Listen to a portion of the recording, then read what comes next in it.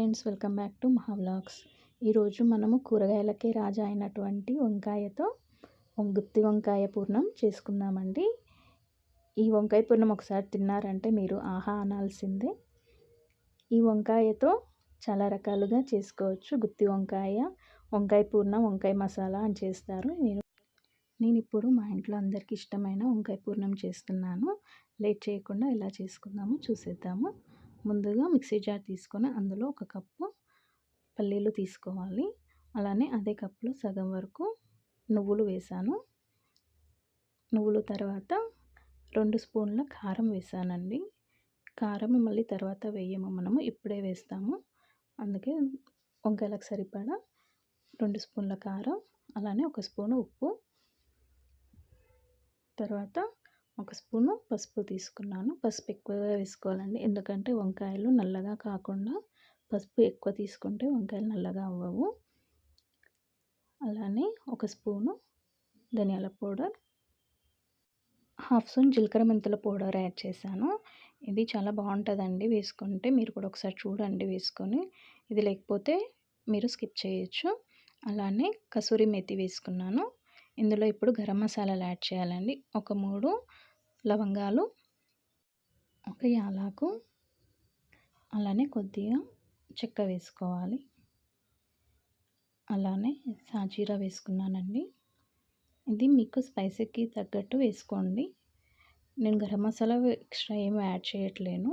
Only ఇవి whole garam masala వేసుకొని మూత పెట్టేసుకొని ఒకసారి మిక్సీ చేసుకున్నాక ముందుగా నానబెట్టుకున్న చింతపండును కూడా యాడ్ చేసుకోవాలి.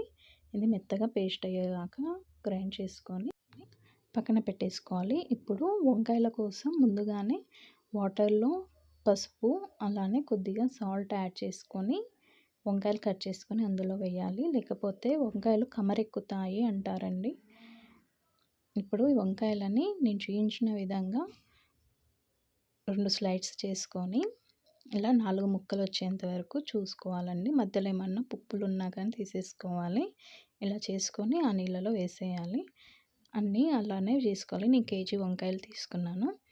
కేజీ వంకాయలని ఇలానే కట్ చేసుకొని పురుగులు ఇట్లా ఏం లేకుండా చూసుకొని వాటర్లో పెట్టేసేయాలి అండి. తర్వాత మనం ముందుగా రెడీ చేసి పెట్టుకున్న పేస్టును ఈ వంకాయలలో స్టఫ్ చేసుకోవాలి. ఇలా మొత్తం స్ప్రెడ్ అయ్యేలాగా స్టఫ్ చేసుకొని పక్కన పెట్టేసుకోవాలి. అన్ని వంకాయలను అలానే చేసుకొని పక్కన పెట్టుకోవాలి అండి. ఇలా అన్ని వంకాయలను స్టఫ్ చేసుకొని పక్కన పెట్టుకున్నాక స్టవ్ ఆన్ చేసి కడాయి పెట్టేసుకొని ఇందులో నేను 5 పావుల వరకు ఆయిల్ తీసుకున్నాను. దీనికి ఆయిల్ ఎక్కువగానే పడుతుందండి. ఆయిల్ వేసుకున్నాక అందులో జీలకర్ర, ఆవాలు యాడ్ చేసుకొని కొద్దిగా కరివేపాకు, అలానే కొద్దిగా అల్లం వెల్లిపాయ పేస్ట్ వేసుకున్నాను. ఇది మీరు పేస్ట్ చేసుకునేటప్పుడు కూడా వేసుకోవచ్చు. నేను అప్పుడు మర్చిపోయాను, అందుకే ఇప్పుడు యాడ్ చేసుకుంటున్నాను. ఇది కొంచెం కలుపుకున్నాక ఇందులో పసుపు యాడ్ చేసుకోవాలి. పసుపు అందులో కూడా వేసుకున్నాం కానీ ఇందులో కూడా యాడ్ చేసుకుంటే మనకి పైన కూడా కలరు ఏం రాకుండా ఉంటాయండి. ఇలా వేసుకున్నాక ఇందులో ముందుగా మనం స్టఫ్ చేసి పెట్టుకున్న వంకాయలన్నిటిని యాడ్ చేసి ఒకసారి కలుపుకొని 10 నిమిషాలు మూత పెట్టుకొని లో ఫ్లేమ్లో ఉడికించుకోవాలండి. దీనికి హై ఫ్లేమ్ పెట్టకండి, ఊరికనే అడుగంటిపోతుంది. వంకాయలో పెట్టిన స్టఫ్ ఊరికనే మాడిపోతుంది. ఇప్పుడు దీన్ని మూత పెట్టుకొని ఒక 10 మినిట్స్ మగ్గించుకోవాలి. 10 మినిట్స్ తర్వాత మూత తీసి మళ్ళీ ఒకసారి కలుపుకోవాలండి. ఇది వెంటనే కలుపుకోవాలి, ఎందుకంటే మళ్ళీ అడుగంటిపోతుంది కదా. అందుకనేసి 10 మినిట్స్ తర్వాత మళ్ళీ కలుపుకొని మళ్ళీ ఇంకో 10 మినిట్స్ మూత పెట్టి మళ్ళీ మగ్గనివ్వాలి. మళ్ళీ 10 మినిట్స్ తర్వాత మూత తీసేసి మళ్ళీ ఒకసారి కలుపుకోవాలి. ఇప్పుడు చూసారుగా వంకాయలు ఉడికిపోయినట్టు కనిపిస్తుంటాయి. ఇంకా ఒక 10 మినిట్స్ మూత తీసేసి ఉడికించుకోవాలండి.